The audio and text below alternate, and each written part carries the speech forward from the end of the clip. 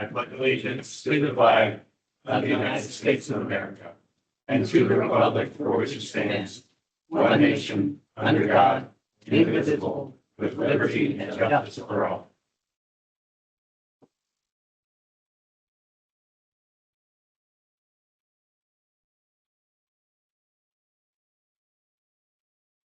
All right.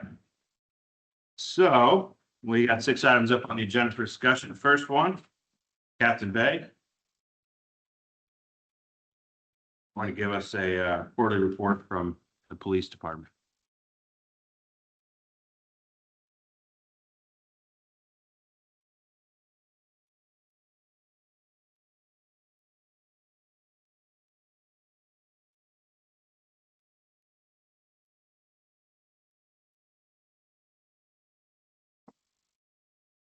I have a little clicker.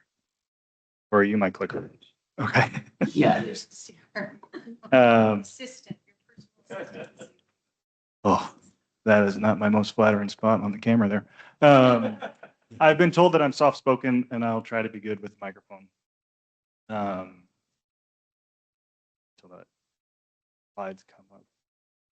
Yeah, just the one at the bottom. Yes, ma'am. Thank you.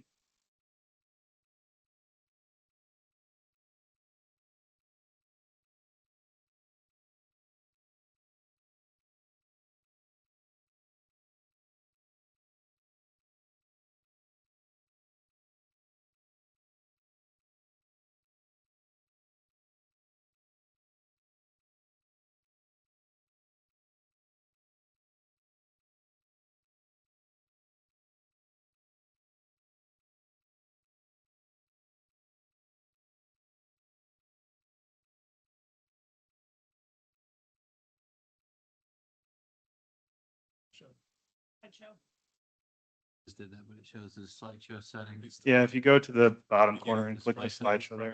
Could be just, I think display settings down there.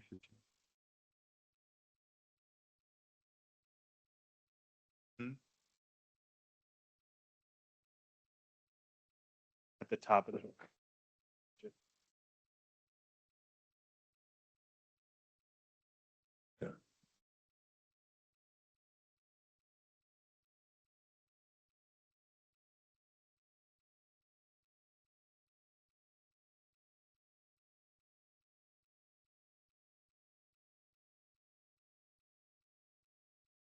Look. Intrigued by that picture now. From beginning, hit from beginning. Hit from beginning. Beginning. At the top there, those display says display settings, then just swap presenter view with slideshow view. There you go. Okay, I have not met everyone. My name is Kyle Bay. I'm the captain of field operations at the police department. So that includes patrol. It also includes our contract patrols, which is the lovely city of Darden Prairie. So I have some quick slides. I'm just going to introduce myself to you briefly and then go over some stats from the city, a couple of topics that I thought maybe would be pertinent. And then if I can answer questions, whatever time you have for me. So if you go to the next slide, I've been with the police department. This is my 17th year. This is my first year at 21 as a baby policeman. I started in patrol. I've been a lot of places in the police department, but patrol, where I'm at now, was where we all start and where we all kind of return to. After patrol, on the next slide, I did some narcotics work and I was undercover for several years. So believe it or not, I had all that hair on my face and all the piercings on my face and all that fun stuff. So I did that I did local narcotics here for a few years, and then I worked at a DEA task force downtown for a few years. And then next slide, it was time to settle down. That's one of two. I have two boys. He's 6 now, and I have another one who's 4. And I promoted to sergeant, came back to patrol, working in the city of Darden Prairie and around the county. After that, I went into cybercrime, which is why I know how to switch the display settings. And did a lot of work in child exploitation. I supervised our child exploitation detective unit and our forensic science unit. computer forensics unit. And after that, I was promoted to lieutenant. I served in cybercrime again as the commander of that division until I went to professional standards. I worked for the chief, a lot of policy development. My former self undercover was embarrassed of how washed up I had become, but I made it all the way there. And now in December, I was promoted to captain and took over field operations. So that's just a little bit about myself. Like I said, I'm excited to be here, coming back from professional standards to being a little bit closer to actual police work is a lot of fun for me. So being involved with stuff like this is great. If you want to go to the next slide. I'm sure many of you are familiar with this, but I'm just going to give you a brief overview of our relationship with Darden Prairie and how we manage our operations here and kind of some of the 30,000 foot statistics and how we're kind of where we're at and what guides us. So this is the breakdown based on our contract. You have two full-time officers, Tom and Officer Lawrence, who are assigned to those shifts there. They're 8-hour employees. They work Monday through Friday, cover the city in those times you see there from 7 to 6. Then you have what we call platoon assigned officers. So usually that is the same officer. A lot of the platoons have an officer that works Garden Prairie during those times, all of their shifts. Depending on staffing, you might get someone different, but most of the time you've got a lot of officers. You get to experience a lot of wide variety of our officers here. Officer Sarah Ohms, who just got promoted to corporal. She works in the city a lot. She's very intensive traffic officer, DWIs, those type of things. Officer Kirkpatrick also works Garden Prairie. He's a member of our bomb squad. I know we had some questions about fireworks and stuff like that last year, and that has his expertise has leaned into that as well, kind of being able to identify some of that stuff. And if you go to the next slide, this is a very drawn out version of your calls for service in the city. So on my left, you have Q1 of this year, and then all of 2025 on the other side. And you can see on those color overlaps, those are your officers that are covering the areas of the city. So from 7 to 3 and onwards, you can see the color change. It's not as clear on your screen as on mine, but you can see that the way we have it staffed, our busiest times, our most visible times to the residents are covered more heavily. You'll see that little line at the top there that kind of represents where you actually have 3 officers working in that overlap, but we're covering all of our peak times there and into the evening, even as it starts to get into the overnight hours. We don't want to sacrifice the safety that you feel when you have a policeman driving your neighborhood while you're asleep. And then as we get way down, that's when some of those contract hours are drifting off to maintain our agreement. But in my experience, in actuality, most of the time the officer that's assigned to Darden Prairie on their schedule, it's Darden Prairie. So in those hours where you see that white gap, that officer might go assist another officer outside of the city, but for the most part, they're right here anyway, working all of the night until 6 a.m. to that next shift comes on and takes over. If you want to go to the next, these are some brief overviews of, again, first quarter of this year, first quarter of last year, traffic stops, citations, warnings. My numbers there, the citations and warnings aren't necessarily the final ones. Sometimes those things take time to roll back into our system. But we also see crashes are down, which is huge. That's great. In the quarter, that tells me that hopefully that means that we're doing a good job of enforcing those dangerous zones and that our work from last year has paid off in this year. If you want to go to the next slide. This is again, overview quarter to quarter of 25 and 26, and just the breakdown in the types of crime that we're reporting in the city. In my look at the more detailed version of that in our system, what I was really seeing is the difference between your property crime and your crimes against society. One of the big crimes against society that you experienced a little bit more of last year than you did this year was tax fraud. People who called in and said, hey, I went to file my return. Someone's already done that, already used my social security number. It's super common this time of year. And so for the most part, the offset you see in those is related to that, and maybe a drug arrest or two. But as you can see, we're not seeing any spikes or any trends of any type of crime that we're concerned about going up or getting out of control. If you want to go to the next slide. And I got a couple of topics that I thought might be relevant. A couple weeks ago, we went and visited the name of the business escapes me at the moment now. The smoke shop over there in Darden Parade Town Square. And they sell these THC infused all kinds of stuff, really. And legally, that's referred to as industrial hemp. I know you guys just had like an ordinance about that, so you're all probably very familiar. I don't want to preach to the choir about all the nuances of that. But we did go in and meet with the business owner and the management there. They were super compliant with us, let us see everything they had. Everything they had appeared to be within the legal limits of the way the law is now, and in compliance.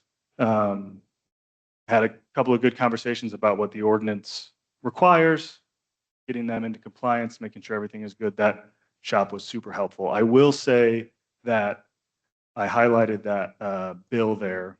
I'm sure you're all again familiar with that. The state is almost certainly getting ready to pass some legislation that will change their ability to sell that. They'll need to be a dispensary or stop selling those products, basically, is the summary of that. So I assume that that's going to happen from all the indications that I have. So if and when that happens, we will, of course, follow up with compliance and make sure when that bill takes effect, which will probably be the end of this year, either August or I read possibly November to take effect.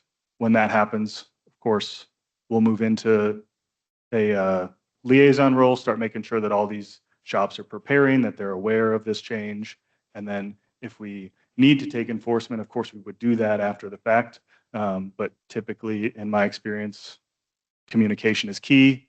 Once we let them know that we're paying attention to it, they typically fall into compliance after that. To address some other concerns on that topic, which I think are typically all of our biggest concerns, we don't have any reports. We have not taken any reports of juveniles being in possession of these types of products. We also have not had any cannabis-related impairment, whether that be, DWI or otherwise, related to these products or marijuana in general in the city. And we are having, I think last week we hosted a class about drug recognition for our officers. So we had a whole handful of local officers, including some of ours, that are training, keeping up their training on how to identify, you stop someone who seems to be impaired, you put them on the breathalyzer, it's all zeros. Where do we go from there? And so we have more officers now that are trained in that, and we're going to continue keeping that up so that this THC, the marijuana, the biggest concern, like I said, is intoxicated drivers. So we're staying on top of that. Any questions about that topic that I can answer? Okay. And then the last slide. I won't read this out loud to you again. I think that you guys are probably very familiar with this topic, but it is a topic that we deal with countywide when we get into the warmer seasons of basically school's out, and maybe our younger people are slightly under supervised. We deal with a lot of these scooters and e-bikes in neighborhoods and parks and all that kind of thing. It's typical across the county. We do our best to, again, educate.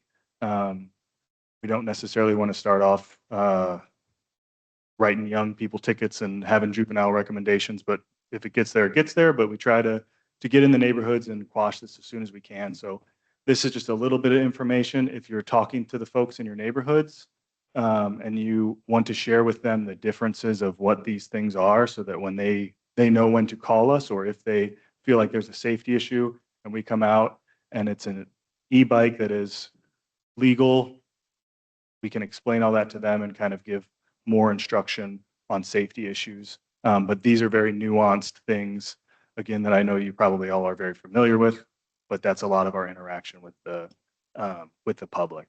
The next slide. That's all I had prepared. Again, just kind of the 30,000-foot view of our interaction with crime reporting and that kind of thing. Is there any questions that y'all have for me? How do you classify these electric little cars that kids drive? And I see them on the street all the time. That's a really good question. I was actually just having this conversation before I left my office. There are, much like the e-bikes and the scooters, there are very specific differences between a golf cart and a mini car. So some of those things are case by case. You have to see what the motor power is, how fast they're going, where they're operating it at.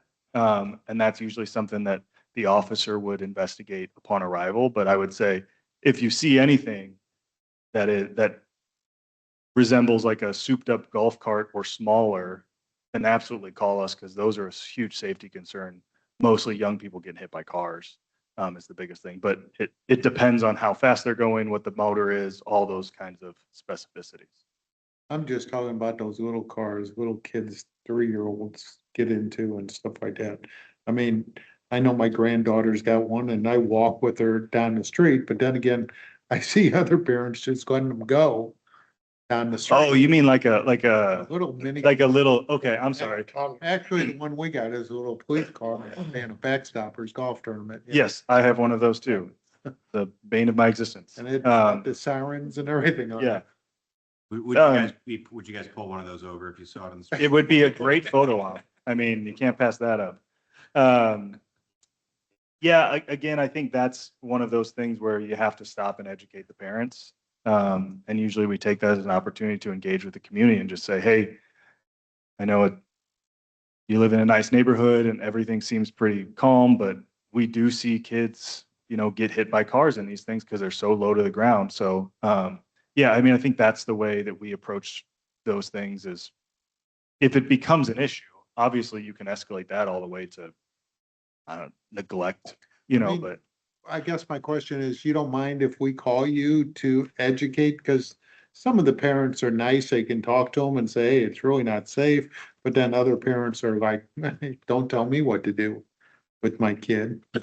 yeah, I absolutely. I mean, if there's ever a safety concern, and you don't feel like it's being addressed or able to be addressed in a neighborly way, then we would absolutely be happy to come out, and do some of that education. I mean, like you saw from my charts in there, we're always here.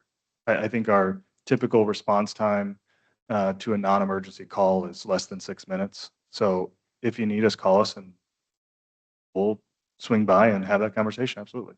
Appreciate it. Thank you. I do have a short question. Regarding the e-bikes you mentioned, is there a point where they're illegal or like an age, or is it something that we need to know? Because I know in my subdivision, it connects other subdivisions. So I can't say they're coming from, Lake St. Louis to, another subdivision. So where should our concerns lay? Where should we call you at? Sure. Yeah, and the reason I put that up there is because I know you guys have this park, and people probably come from all kinds of places, and especially more kids with the e-bikes now. If you go back to that slide, or I have it here in front of me.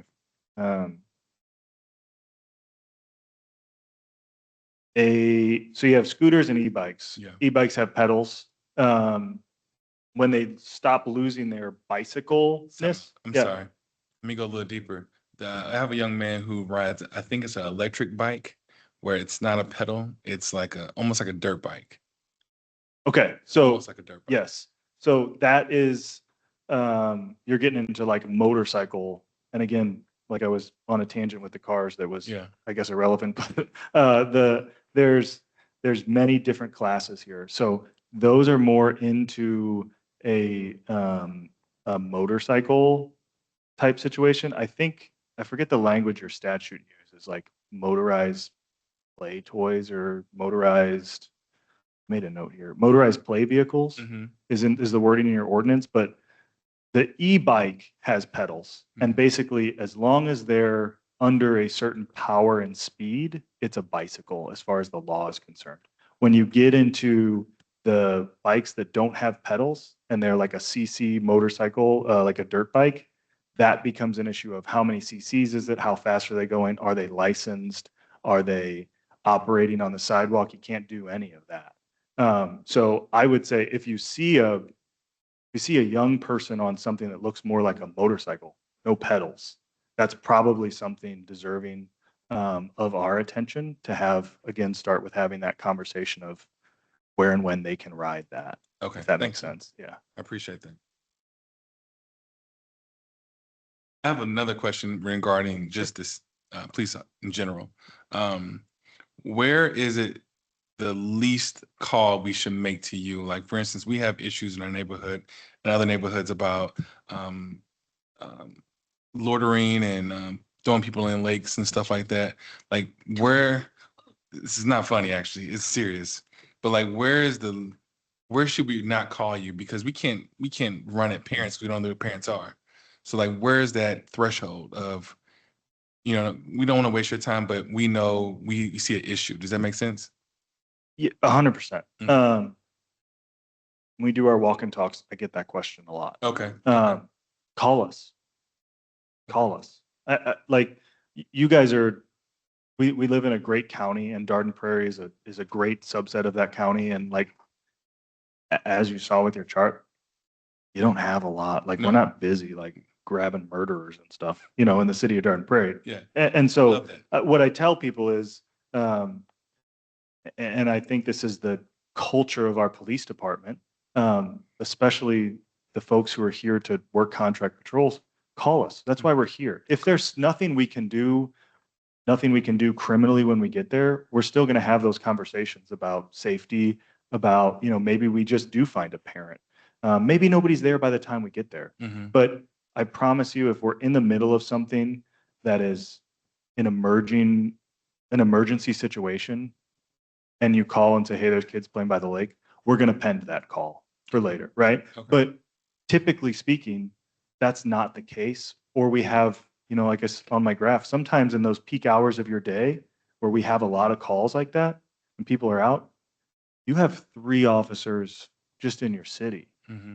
And there is nothing that prevents us or would prevent us from dispatching a zone car to Darden Prairie to come cover something that you call us for. Okay. And so the short answer is just call. Okay. We're happy to take your call. Okay. Thank you. Any further questions for Captain Bank? Thank you for Okay. coming in tonight. Yeah, and of course. sharing all the good news about what you guys are doing.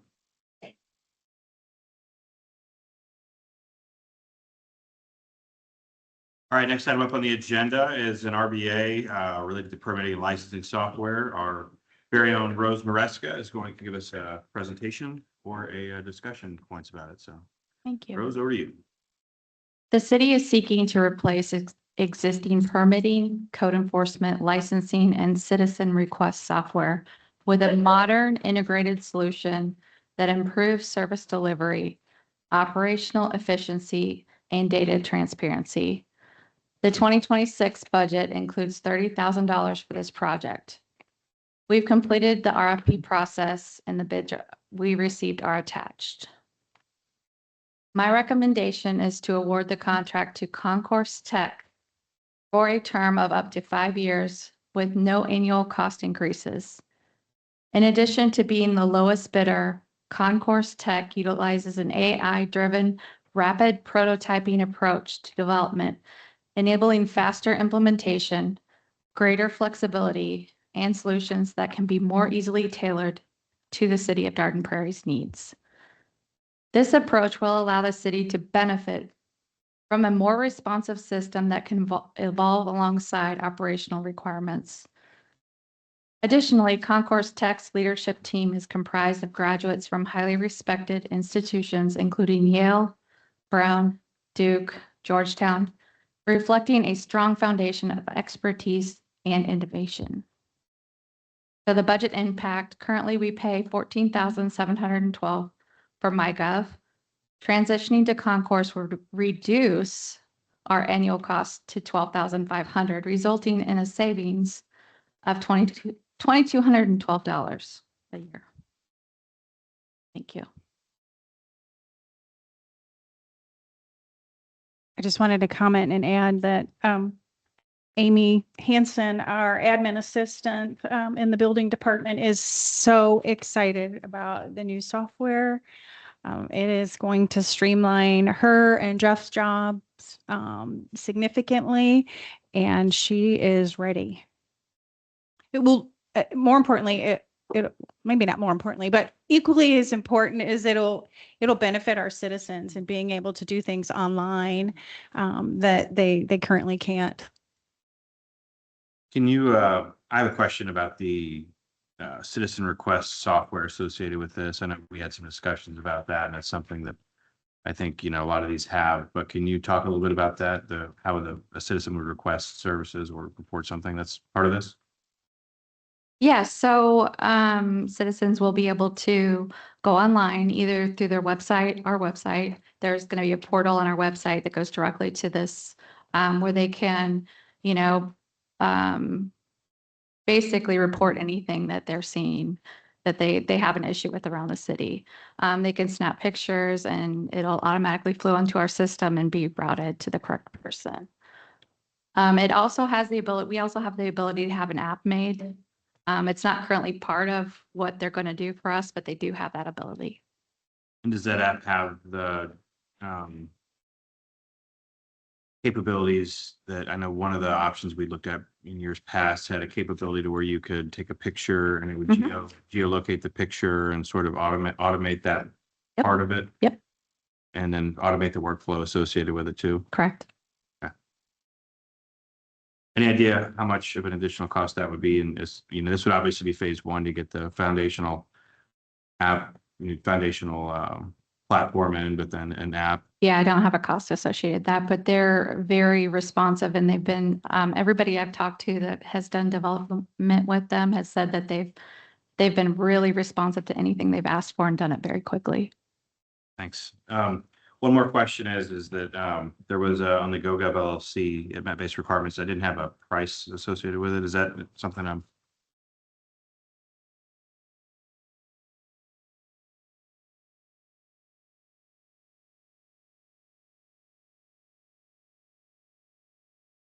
Oh, it wraps around to the Okay. back of the page. So I was thinking, and that would be the one reflected above it at 152 for the 5-year total cost of ownership, Yeah. 28,000 Mhm. implementation. Okay.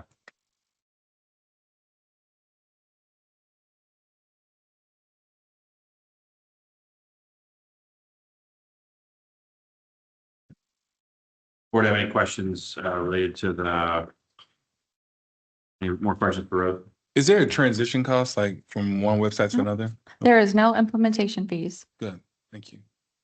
Oh, is this something that the board can use as well as just for city employees, which is fine, I just want to know. Yes, absolutely. Okay, thank you.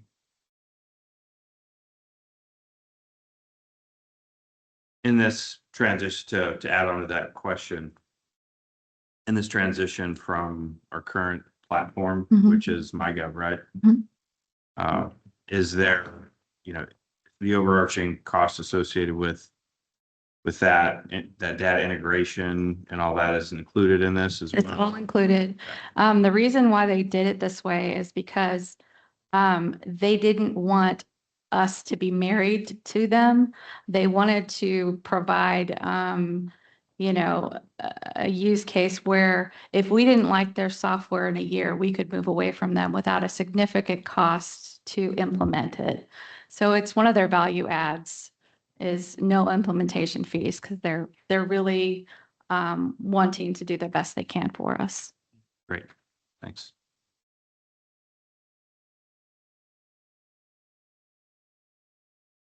Any other questions for Rose?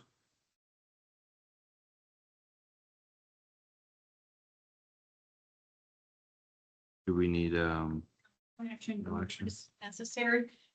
This was provided just in the spirit of transparency and making the board aware of our next steps related to this important project.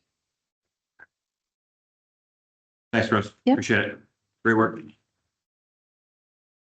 All right, next up on the agenda is a RBA related to invasive species and Bearhead bluebird. Matt, please enlighten us. Yes. The city maintains native prairie and woodland areas of Berry Haven and Bluebird Meadow, which require ongoing ecological management to control invasive species and promote healthy native plant communities. These services include herbicide application and mechanical vegetation management, such as brush cutting and naturalized areas. Great Rivers Greenway is currently performing similar ecological restoration work within the same project area and has previously competitively procured DJM Ecological Services, Inc. through a qualification-based selection process. DJM is actively working within the project limits on behalf of GRG. Utilizing DJM for the city's portion of the work allows for coordination with GRG's ongoing efforts, resulting in increased efficiency, reduced mobilization costs, and streamlined project management. Due to these unique circumstances, staff recommends waiving competitive bidding requirements and utilizing DJM as a sole source provider for this work. We budgeted $70,000 for this work. The scope of work included or supplied to the city by DJM was $56,160. So it is under budget. Any questions?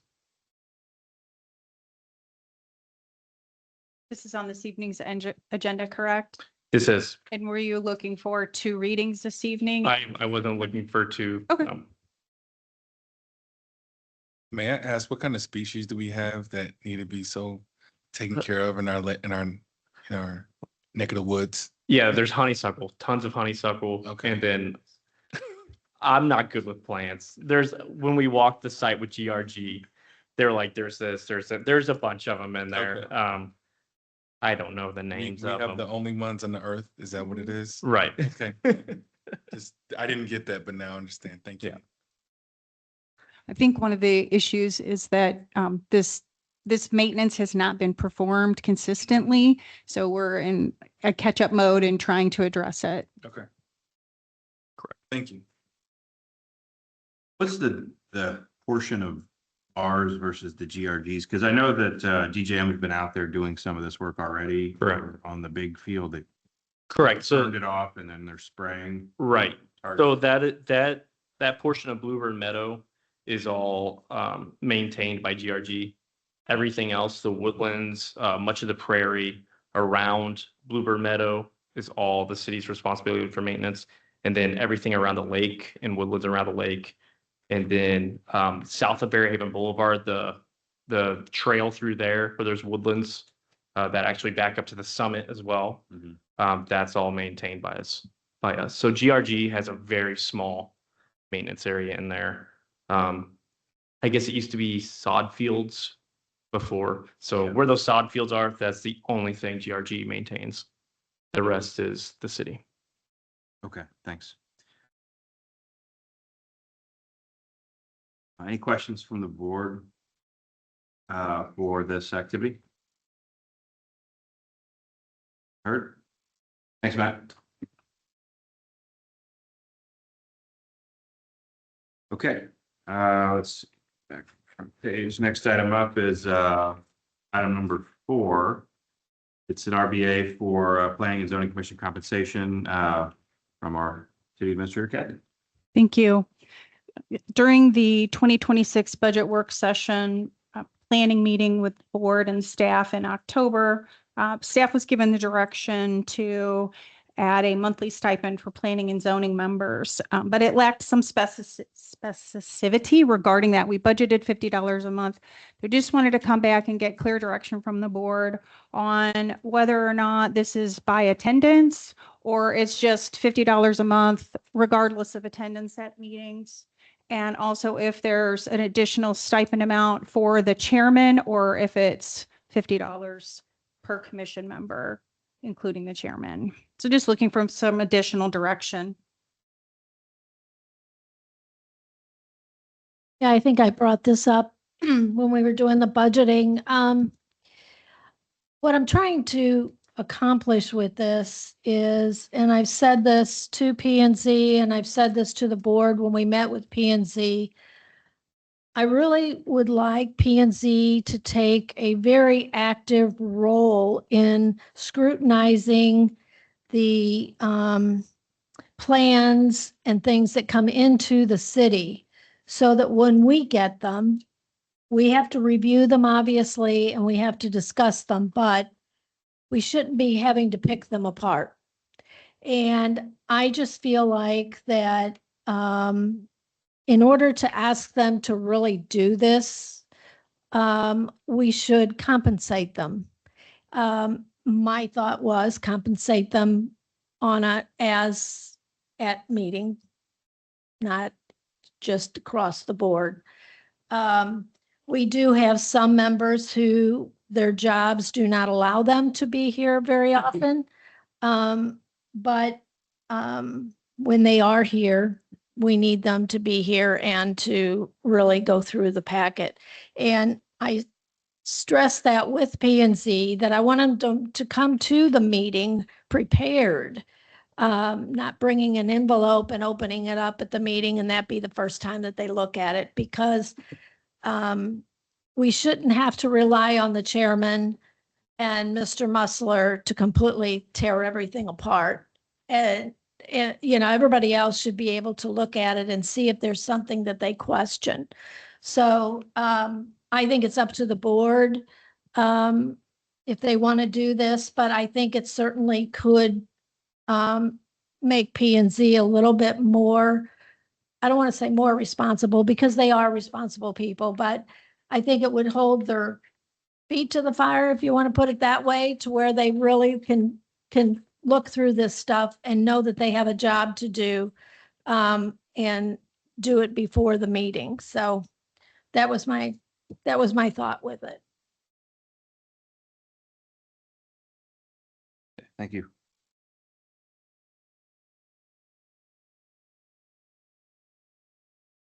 Kathy, go ahead. Okay, so your recommendation is that it's $50 per meeting based on attendance, and it's across the board, no difference from the chairman to the commission members, correct? So I just need the board to give us their agreement with that recommendation. I guess if you want to do it more formally, we can make a motion to compensate P and Z $50 per month based on attendance at the meeting. Can I take a motion to, Kathy just said, So moved. by Laura, second by Carla, all in favor? Aye. Any opposed? None heard, okay. We need a roll call vote. No, but the city code does provide currently that they shall serve without compensation, so this will require a code change. Okay. Did the board hear that? Yes. Okay. Thanks, John. All right, next up is item number 5. It's an RVA and an update on the water line insurance proposal from Kathy. Thank you. At the last meeting, Alderman Johnson brought up a recommendation that the city consider implementing a water service line protection program, and that staff do further research with regard to that. Brandy, I'm going to credit her with a significant amount of research and work on this. If you note in your handouts, she did review other communities to kind of get a profile of what other cities were doing. On page 5, there's a really good comparison that just gives you an overview. O'Fallon charges $12 a year. St. Peter's is $12 a year. Lake St. Louis is $8. St. Charles City is $12. Our residents do have insurance available through Missouri American Water's third-party provider, it is $65.88 a year. But you'll also note that it has a maximum coverage that's more than twice that of the other communities. So the other communities limit their coverage to 3,000, except for O'Fallon, and Missouri American would then cover at 7,500. So staff's recommendation related to this is if the board wants to move forward with it, as we did discuss, it does require a board, a vote of the citizens, that we move forward with a reimbursement program. So we have a PowerPoint. I was just going to kind of review with you all. The average repair cost is between $3,000 and $6,000. So minor repairs are typically $400 to $1,500. Moderate repairs are about $1,000 to $5,000, and then full replacements are going to be anywhere from $2,000 to more than $6,000. This can be an unexpected expense for homeowners, and can, also present some financial hardship. Many lack coverage. We don't know who in our service area actually participates in the water service line program. But I think that just based off board's knowledge of it, there's not a lot of knowledge of the program, and maybe not a lot of participation, or maybe it's a financial situation where the $65 doesn't seem worth it, but $12 a year would be more palatable by our citizens. So Rose, if you want to go. So staff's proposed recommendation would be that it be citywide assistance program, that we opt in on the $12 per year via real estate taxes, and that would provide baseline protection for all of our residents. We determined we could serve we would have about $54,000 a year in revenue based on an estimate of 4,500 households. So that's clearly tied to the number of households with water service in our community. At the $12 a year, we recommend that we would hold the cap on the program to $3,000 per household. And with this, we could fund about 14 to 20 households a year to cover common repairs. We estimated a 20% administrative expense for staff to be involved in it, and 80% of the funds being available to the community. In practice, once we implemented a program, that may be closer to 85-15 or even 90-10. We really don't know, but we were just trying to, look at some administrative costs associated with it. My recommendation specifically would be to do a reimbursement program so that we don't get involved in contractor selection, that we're really there after the fact for eligible repairs to provide a reimbursement of up to $3,000 for water line repairs. Again, we talked about how this does require voter approval. I think the first opportunity would be the August ballot if the board wanted to move forward, and you would need to approve that for placement on the ballot by the second meeting in May. May 26th, it would have to be certified.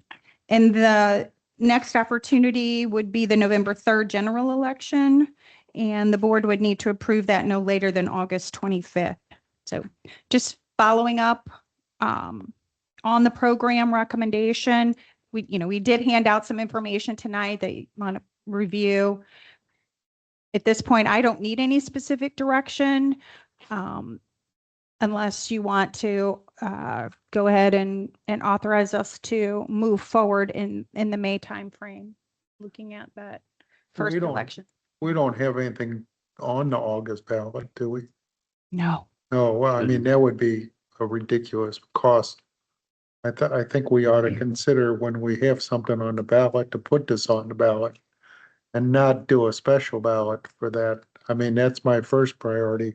But I would like to get something in preparation to go. So when we do have something on the ballot, we're ready to go with it. So that would be next year, April ballot, I believe. Probably. So yeah. So you want to just kind of get everything prepared for it. Prepared so when and we what- look in December. Plenty of time to look in it and go through it and go there. I think there was good recommendations to go with the 12, my personal opinion. And the 3,000 compensation, it would be, and I was also gonna stress that it would be a reimbursement. We wouldn't be in charge of a third party paying. They would submit, reimburse. And that program also would be if we run out of money, they're able to submit it again for the next year to get that money. Yeah, That would be up to the board to determine Right. Okay. there's a lot more work that would need to be done Yes. to really dig down deeper and identify what are the eligible repairs, what are the considerations, and whether you wanted to allow, for additional, like you said, reimbursement in a following year. I think it's really hard at this point to even have any idea of how many applications you might get in a year, and whether you would have money to, I think this also gives us an opportunity for this, between now and when if we do put it out there for a vote. For us to, interact with our subdivisions at the HOA meetings, educate the folks kind of not in charge of their neighborhoods, but in charge of their neighborhoods. They're the ones that be most potentially, aware that there could have been a problem like that within their subdivision per se. Well, we have the annual HOA meeting coming up. I think this would probably be a Right. good opportunity to present Exactly. that and open up the floor for discussions. Exactly. Excellent point. Yeah, Exactly. let's go ahead and add it to that meeting, I guess, that agenda. So, in the meantime, so for now, do we want to, I have a question, Mayor. Sorry. yes, go ahead. Is the money we're putting in is going to like an escrow account or something like that? Where we can grow the money? or it something? goes into a specific fund only for this purpose. Yeah, could not be used for other purposes. Do we, I guess I ask more questions when I get that, understanding that a little bit. That's all. Okay. Thank you. I want to add one thing onto this. So after we discussed this, I called my insurance company to ask. And sure enough, they provided it. They asked how old was the house, when was it built, the usual things you'd say. And they said, yeah, we can do that. That's that's on your property. So that's just your homeowner insurance? That's the homeowner's insurance. Did you have to pay deductible for it? They'd be covered by the deductible I currently have. And they said it'd be another $9 a month. Okay. I signed up for it. $9 a month for the coverage. Yeah. Okay. And that's, because it's only a 15, 20 yard, 20 yard, feet line. Right. And they said that. Well, this would be $1 a month. We're talking about $1 a month compared to $9 a month. Yeah, see, so I'm just saying that Right. You're covered until we change it. there's other options. How's that? Okay. All right, so sounds like we need a little bit of finessing on what this language might look like. I mean, we've got a lot of time here. Do we want to wait until the HOA meeting then, and then have this as a topic as the next action item? Put this on the annual HOA meeting agenda. We'll talk about that and then revisit it following that meeting. Show of hands for the favor in that direction. Okay, great. Thanks, Kathy. And okay, and the last item we have with 10 minutes left is the review of the Board of Aldermen agenda for tonight's meeting. Any comments, questions, concerns about the agenda for this evening? Going once, going twice, unheard. Okay, we'll move on to staff communications. In the interest of time, I would say if it is possible to hold these until the next meeting, unless it's something that needs to be held here. City attorney, city engineer, I have nothing, Mayor. the administrator. Sorry, I got a couple things, but I'll keep it brief and I'll skip events. The April the 7th election results show that not only our tax proposition, but most tax propositions in St. Charles County were not supported. This marks the third time the city has brought this measure forward, first in 2018, again in 2022, and again in 2026. And the outcome has been very consistent, with approximately 60 to 66% of voters opposed each time. While this is not the result we hoped for, it does provide clarity. I think the community has been specific in their opposition to a use tax. But that being said, the underlying issue remains. The city continues to face growing demands for services, infrastructure, and the overall quality that our residents expect and deserve. And these expectations do not change with the outcome of this vote. Moving forward, future boards will need to carefully consider how to address these fiscal realities, which may include the possibility of a property tax increase, along with continued efforts to prioritize services and capital improvements. I did want to note for everyone as well that we recently completed an evaluation of the playground surface at City Hall Park. And based on those results, we've made the decision to close the tall play structure area. We know this is a well-used space. The park is very popular. The playground is very popular. So in the short term, we're going to be implementing some temporary measures to keep the swing and the disc swing areas available while we work towards a long-term solution. The condition of the surface, which we discussed during the board work session back in October, on the budget work session back in October, is more extensive than we initially expected. We were hoping to get a few more years of life out of that before a full replacement would be needed. But it's clear that replacement will need to happen sooner than originally planned. And we're actively reviewing options, and we'll be moving forward with specifications for a new service. We'll bring that back hopefully at the next meeting or two. For a further board presentation related to that. We're also taking this opportunity to look at different types of surfacing. There is a trend in some communities toward engineered wood fiber or mold systems, which can be effective and flexible and more cost effective, but they do require more ongoing maintenance, which may have been one of the reasons to move to that play surface that we have now. But those will be the types of considerations we'll need to look at going forward.